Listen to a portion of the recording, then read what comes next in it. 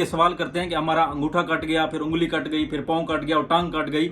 और इस तरह के बहुत से लोग हमसे सवाल करते हैं कि ऐसा क्यों होता है। अस्सलाम वालेकुम। शुगर के मरीज अपने पाँव की हिफाजत कैसे करें? बहुत से लोग ये सवाल करते हैं कि हमारा अंगूठा कट गया, फिर उंगली कट गई, फिर पाँव कट गया और टांग कट गई।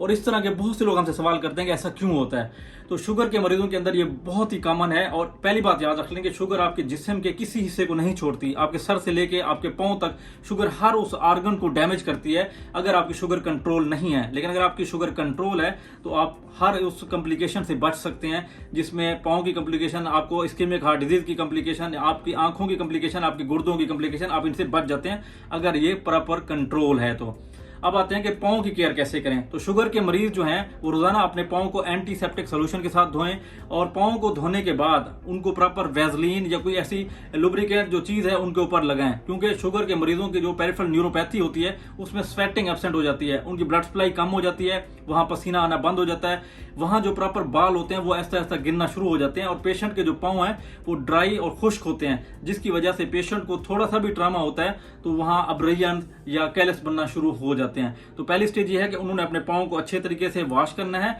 नंबर 2 के ऊपर आता है कि उन्होंने अपने पाँव को हीटर के ऊपर कभी भी नहीं रखना, क्योंकि उनको प्रॉपर पेन और दूसरी सेंसेशन महसूस नहीं हो रही होती और उनके पूरे पाँव जल जाते हैं और उनको पता भी नहीं चलता। नंबर 3, आपने जो है अपना जो जूता है उसको रेगुलरली चेक करना है। एक तो प्रॉपर फिट होना चाहिए आपका जूता जो है, यानी आपको वो प्रॉपर फिट हो और उसके बाद आप चलें। और दूसरा, जब भी आप जूता पहनने से पहले उसको अच्छे तरीके अंदर से हाथ लगा के देख लें कि उसके अंदर कोई चीज तो नहीं पड़ी जो आपके पाँव को डैमेज कर दे। इसके अलावा आपकी जो शुगर है उसका प्रॉपर आपने जो है वो कंट्रोल रखना है। अगर आपकी शुगर प्रॉपर कंट्रोल होगी तो आपके पाँव के ऊपर जख्म बनने के चांसेस बहुत कम है।